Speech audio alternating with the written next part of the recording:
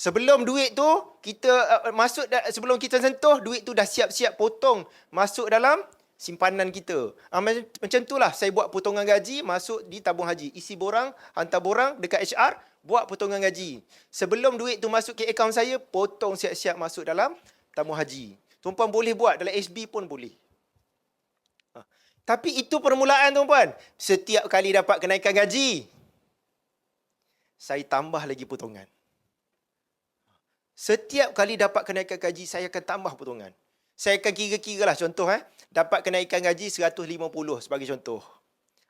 Kira-kira kos hari hidup meningkat RM50. Ataupun katalah RM50. Saya akan top up lagi. Saving 120 tambah saving RM20 tambah 100 jadi 120.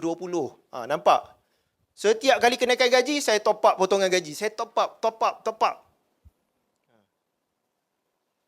Okay. Saving dia kena auto. Ni. Lagi. Ni. Kenapa ramai orang tak boleh saving? Dua benda tuan-tuan. Dua prinsip penting untuk saving. Saving yang berkesan. Yang pertama, paksa. Nampak remeh Saving kena paksa. Auto tu paksa lah. Sebelum duit tu sampai ke tangan kita, paksa potong siap-siap.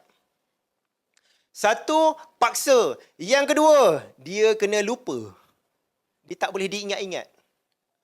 Saving. Lagi banyak tuan-puan cek berapa duit balance, berapa tinggal saving, lagi cepat duit tu habis. Dia tak boleh cek tuan-puan. Simpan, lupa. Jadi macam mana saya lupakan simpanan? Simpan dalam SBI, dalam tabung haji, saya tak link dengan mana-mana ATM machine, mana-mana online banking. Saya tak link. Nak tahu balance, kena bawa buku, pergi kat kaunter, tengok berapa balance. Oh, sedar-sedar makin banyak. Sedar-sedar makin lama makin banyak. Kalau boleh check online banking, habis tuan-puan. Sejap je. Kan? Tengok saving ada RM10,000. Phone yang lama mula hang tau. Kan? Mula hang. Phone tu mula hang lah. Dia mula rasa phone ni dah buruk. Inilah waktunya kena tukar baru. Saving ada RM50,000, ada RM100,000. Kereta mesti rosak punya. Mesti banyak masalah kereta tu. Habis duit tuan-puan. Sebab apa? Emosi sebenarnya. Tuan-puan perasan tak? Bila ada duit, banyaknya kena keluarkan duit. Betul tak? Tiba-tiba lah dapat duit 2 yang runtuh, bonus ke apa. Ada je nak kena bayar tu, bayar ni. Dulu okey je, lepas tu tak dapat duit. Sebab apa? Emosi.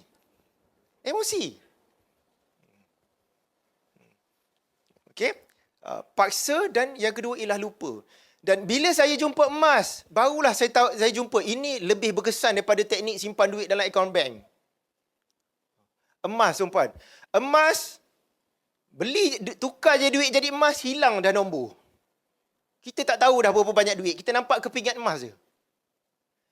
Emas tak ada emosi untuk belanja. Emas emosi dia berbeza. Emosi dia ialah kita dah simpan, nak kumpul lagi, nak lagi banyak.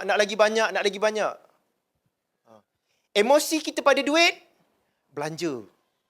Keseronokan kita pada duit ialah belanja. Emas tak, tuan-puan. Dia ada magnet tu. Magnet kekayaan. Kita nak kumpul. Tuan-puan, saya dah 16 tahun jadi dealer public gold. Educate dah. Di bawah saya dah lebih 1 juta penyimpan emas seluruh Asia Tenggara. Saya tak jumpa lagi orang jual emas untuk raya ni untuk tukar langsir baru. Saya tak jumpa lagi. Jual emas siapa nak tukar sport rim baru. Tak jumpa lagi. Saya tak jumpa lagi, tuan-puan.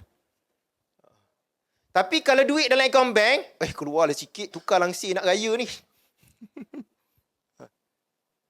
Waktu bila orang jual emas, tuan-puan? Pada 3 keadaan saja.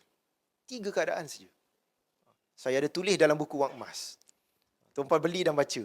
Sebab saya nak cerita, tuan-puan, bayangkan ilmu dan pengalaman saya 20 tahun. Tapi masa yang saya ada 40 minit.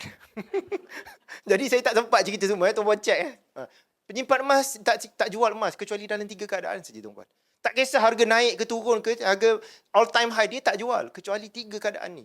Tuan-puan cek. Dan 3 keadaan tu. Okay? Jadi, okay. Ini tentang 1.2 juta. Okey, daripada sinilah. Okey. Macam mana nak bina kekayaan? Saya kena bina kekayaan. Ini tuan-puan kena faham, kaya